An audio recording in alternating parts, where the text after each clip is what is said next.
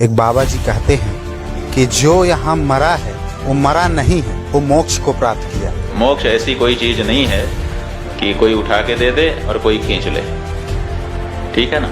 जो भी ऐसा बाबा लोग बोल रहे हैं ना, सबसे पहले तो इन लोग भी तो मोक्ष के लिए तो ये सब कर रहे हैं ना। और अभी तो रुको, क्लाइमैक्स अभी बाकी। तो यहाँ क्या बता रहे हैं कि धर्मदास ये जग बोरा ना, कोई न जाना पद निर्वाणा, कोई नहीं जानता मोक्ष मार्ग को। किसी भी संत का जो सच्चा संत है, अगर आप उसका सानिध्य लाभ करेंगे तो निश्चित रूप से मुक्ति आपको मिल जाएगी। और मोक्ष की प्राप्ति मरने से नहीं होती है, जीते जी होती है। कैसे मिलेगा असली मोक्ष? आज इसी सवाल पर विस्तार से चर्चा करने के लिए हम आपके बीच कुछ आध्यात्मिक जानकारों के विचार लेकर आए हैं। इन आध्यात्मिक जानकारों में एक तरफ है नूरी अनंता व कुछ अन्य आध्यात्मिक जानकार, वहीं दूसरी तरफ हैं संत रामपाल जी महाराज। इन आध्यात्मिक जानकारों में किसका ज्ञान उत्तम है? कमेंट करके हमें अपनी राय अवश्य दें। अगर इस चैनल पर आप पहली बार आए हैं तो फटाफट से वीडियो को लाइक और चैनल को सब्सक्राइब जरूर कर दें। तो चलिए वीडियो शुरू करते हैं। वीडियो बहुत तेज़ी से सोशल मीडिया पे वायरल हुआ। एक बाबा जी कहते हैं कि जो यहाँ मरा है वो मरा नहीं है, वो मोक्ष को प्राप्त किया है। उस पर क्या कुछ कहें? देखिए, अगर ऐसा लगता था जो भी ऐसा बाबा लोग बोल रहे हैं ना, सबसे पहले तो इन लोग भी तो मोक्ष के लिए तो ये सब कर रहे हैं ना। सब कोई गद्दियों पे बैठा है, कोई गुरु बना हुआ है, कोई क्या क्या नाम दाम इनके हो रखे हैं। तो इन लोग किस लिए कि एक दिन इनको मोक्ष प्राप्त होगा। तो फिर देरी किस बात की? वहीं तो बैठे हैं ना, कूद जाओ ना सब लोग वहां पर। पैरों के नीचे आके नहीं मरना है आप लोगों को, आप लोग गंगा में कूद जाओ ना, वहां पे मोक्ष की प्राप्ति हो जाएगी। ऐसा कभी नहीं होता है, आम जनता को मैं बता दूं, ऐसा कभी नहीं होता है कि आप लोग कहीं ऐसी जगह पर मर गए तो आपको मोक्ष की प्राप्ति हुई। अगर आपको मोक्ष की प्राप्ति होनी है, आपके कर्मों से देखा जाएगा, आपने अच्छे कर्म करे हैं कि नहीं। अब आप कहोगे कि किसी ने आप सारी जिंदगी इतने पाप करे हैं तो वो ऐसे कहीं जाकर ऐसी जगह मर जाएगा तो उसको मोक्ष की प्राप्ति हो जाएगी। ऐसा नहीं होगा। आपने अगर कर्म अच्छे करे हैं तो आप अपने घर में भी मर रहे हो ना, तो आपको आपके घर में भी मोक्ष की प्राप्ति मिल जाएगी। उसके लिए आपको यहाँ वहाँ ये काशी या वहाँ आके मरने की जरूरत नहीं है। सब भ्रांतियां फैला रखी है सबने, पागल बना रखा है सबको। ऐसे मोक्ष की प्राप्ति नहीं होती है कि पाप कर लो सारी जिंदगी, कर्म खराब कर लो और मोक्ष की प्राप्ति बढ़ने के लिए काशी आ जाओ या गंगा में जाके नहा लो, जाओ वहां पे जाके डुबकी होगा, मर जाओ तो मोक्ष की प्राप्ति हो जाएगी। ऐसे तो हर कोई सारी जिंदगी पाप करेगा और आके मर जाएगा, हाँ मोक्ष की प्राप्ति हो गई। और मोक्ष की प्राप्ति मरने से नहीं होती है, जीते जी होती है। मरने के बाद मोक्ष मोक्ष कुछ नहीं होता, जीते जी मोक्ष की प्राप्ति होती है। मोक्ष की प्राप्ति के बाद जिया जाता है। आपने एक बात कहा, अगर थोड़ा सा हमको याद आ गया, जो गुट की बात कही कि जो ये बाबा का बयान आता है कि मोक्ष की प्राप्ति हुई, सामने से एक बाबा का और पलटवार बयान आता है। तो शायद जो आप बता रही हैं दो गुटों में विभाजित हो गया है, ये शायद वो महाकुंभ में देखने को मिल रहा है।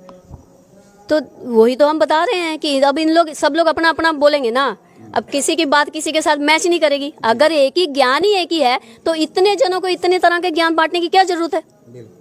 अब ये चीजें जब आप इसको डिफरेंस को समझिएगा, अब जब अलग एक टीम आएगी ना निकल के, अध्यात्म लोग जो आएंगे, जो सत्य को प्राप्त हो रहे हैं, उनकी सबकी एक बात होगी। उनमें आप कभी अलग अलग बात नहीं देखोगे। वो एक ग्रुप जब सबके सामने आएगा ना दुनिया के, उनकी एक बात होगी। उनकी बात ऐसे नहीं होगी कि वो मैं अलग बोल रही हूँ, सामने वाला अध्यात्म वाला अलग बोल रहा है, वो अलग, ऐसा नहीं होगा। उनकी एक बात होगी। उसको आप समझना कि ज्ञान क्या होता है। लेकिन इन लोग की अलग अलग बात कैसे, फिर इन लोग आपस में क्यों जुड़ रहे हैं? अगर इन लोग की बात ही मतलब एक है तो फिर तो एक ही बात होनी चाहिए ना। इन लोगों ने एक्चुअली में लास्ट पहले तो इन्होंने लड़ के मरना है। इनको इनकी जड़ काटनी पड़ेगी। इन्हीं से स्टार्ट होगा। हाँ, इन्हीं की जड़ काटनी। कल की अवतार ने सबसे पहले शुरू ही इनसे किया है। इन्होंने ही सारा गड़बड़ कर दिया है, सारे घर बार खराब कर दिए हैं, लोगों को झूठा ज्ञान, गांजा पी के। गांजा पीना मतलब क्या? इन लोगों के लिए ज्ञान का मतलब शिव को प्राप्त कर लिया इन्होंने। गांजा, अरे तुम लोग को होश भी है? शिव के बारे में तुम लोग जानते भी हो? कुछ पाया कि तुम लोगों ने जाना क्या? तुम लोगों को तो होश ही नहीं रहती है। तुम लोगों को कैसे पता है तुम लोगों ने शिव को पा लिया? तुम लोग तो नशे करके सारे, तुम लोगों को तो ये नहीं पता कि तुम्हारे शरीर में हो क्या रहा है। तुम लोग तो 24 घंटे गांजा ही थोड़ी, आजकल तो बाबा लोग शराब भी पी रहे हैं।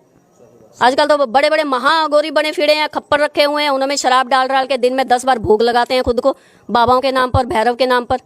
भैरव मतलब भैरव का है। फिर हम तो फिर भैरव को भी नहीं मानेंगे अगर भैरव जी दिन में 10 बार शराब पीते हैं भाई। फिर हम नहीं मानते ऐसे भगवान को। हम खुद बोल रहे हैं, अगर हम देखेंगे महादेव दिन में 10 बार शराब, हम नहीं मानते फिर ऐसे महादेव को। फिर आप कैसे, फिर आप में और आम जनता में क्या फर्क हुआ? अगर भगवानों को भी शराबी पीनी है, नॉनवेज खाना है, सब कुछ खाना है, फिर फर्क क्या हुआ? आप तो मंदिरों में बैठ बैठ कर मीट खा रहे हो, मंदिरों में बैठ बैठ कर आप लोग शराबें पी रहे हो। आप लोगों ने तो सारा शुद्ध, फिर आप लोग काहे के बाबे हुए, काहे के घोरी हुए, काहे के आप नागा साधु हुए, क्या हुए फिर आप लोग? ये सब पखंड है, खाली भस्म मंगा के गेटअप बना बना कर बैठने से कुछ नहीं होता है। ये सब मार्केट बंद होनी चाहिए। ये कल की अवतार का मैं सब मैसेज सब तक पहुंचाना चाहती हूँ। दोस्तों, अभी आपने सुने इन आध्यात्मिक जानकारों के विचार। आइए अब सुनते हैं संत रामपाल जी महाराज के आध्यात्मिक विचार। अब ये सारे पंथ खत्म हो लिए, कंडम हो लिए। इन सभी पंथों की आज तक जितने भी पंथ थे, सबके द्वारा लिखी हुई अनुभव की पुस्तकों को इस दास ने पढ़ा और वेदों के ज्ञाता समझे जाते थे, उनके अनुभव की पुस्तकों को देखा, सब यूजलेस पाई। उनकी सीडी बना दी, उनके फोटोकॉपी बना दी, ऐसे प्रोजेक्टर में दिखा दिखा के पूरे समाज में भेज दी कि ये बताते थे। अब ये कह नहीं सकते कि हम ऐसा ज्ञान नहीं देते थे, क्योंकि उन्हीं की पुस्तक उन्हीं के द्वारा पढ़ दास ने बोलकर सुनाकर सबके सामने रख दी।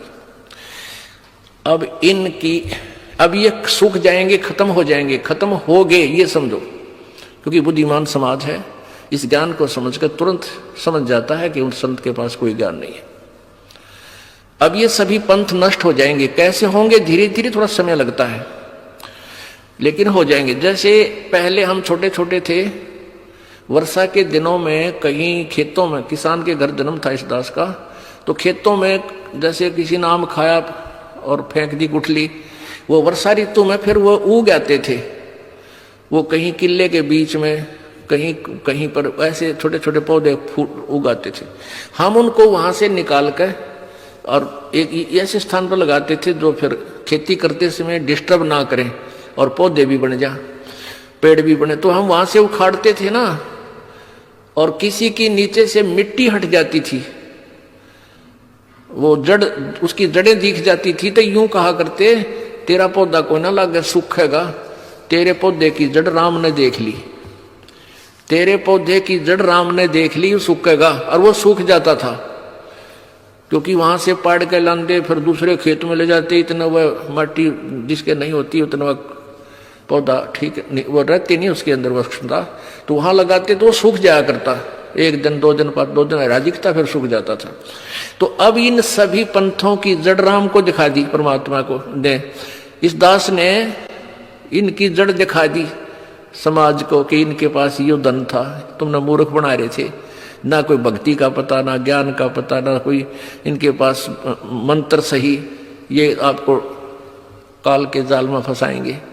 तो अब ये परमात्मा ने कहा था कि धर्मदास तो लाख दुहाई, ये सार ज्ञान, ये मूल ज्ञान की तबार ना जाई। और फिर ये कहा था कि मैंने तेरे को ये सारे मंत्र दे दिए, ये तीनों मंत्र दे दिए थे धर्मदास जी को परमात्मा ने, ओम, तत् और सत। तत् भी सांकेतिक है और सत भी सांकेतिक है।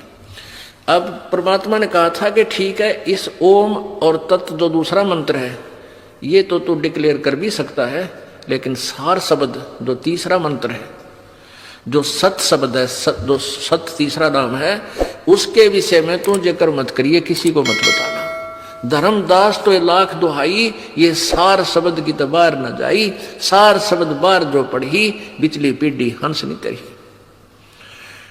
अब आज तक इस पूरी पृथ्वी पर ये 2 मंत्र का जाप तो सार्वजनिक पहले भी हो चुका था इस गरीबदास पंथ में। कबीर जी ने भी अपनी वाणी में लिखा है, ओम और दूसरा मंत्र जो तत् है, ये दोनों मिलकर सतनाम बनता है। लेकिन इसको ना कबीर पंथी समझ सके, ना गरीबदास जी वाले समझ सके ये मंत्र क्या है, और के में मंत्र देते रहे, और वो क्लियर लिखा हुआ है, लेकिन सार शब्द फिर भी गुप्त रखा है। धर्मदास तो लाख दुहाई, ये सार शब्द की दबार न जाही।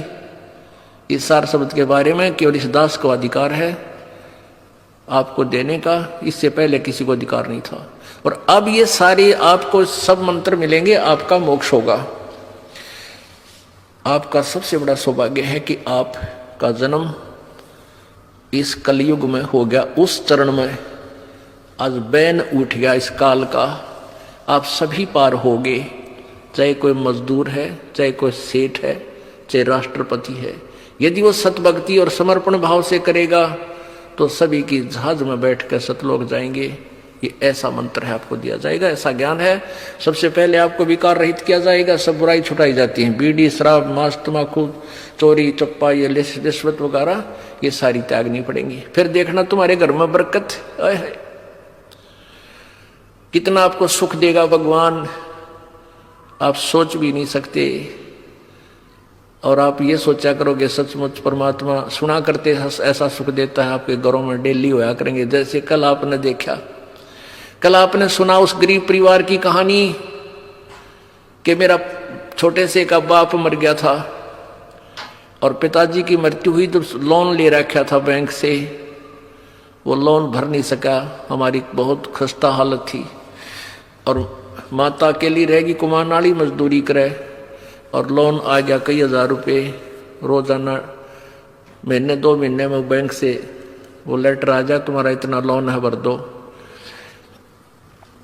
तो उनकी माता गई थी वहाँ पर बैंक में कि भी ये तुम्हें पर्ची भेजी है, इसका सारा तो मैं नहीं भर पाऊंगी, और जो ब्याज रहित अगर लेना चाहो तो मैं दे सकती हूँ। इस तरह कोई सोच कर गई थी वह, कोई क्लियर करो उनका।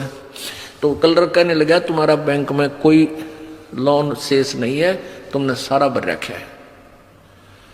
वो उसके साथ शर्वरी है कि तू ढंग से नहीं देखता है, तुम कल ने फिर मेरे हमारे पर और दुगना तिगना बना के भेज दोगी, तो ढंग से बता मेरे को। उनकी दोनों की लड़ाई, ऊंचे ऊंचे बोलने लगे। बैंक मैनेजर आ गया,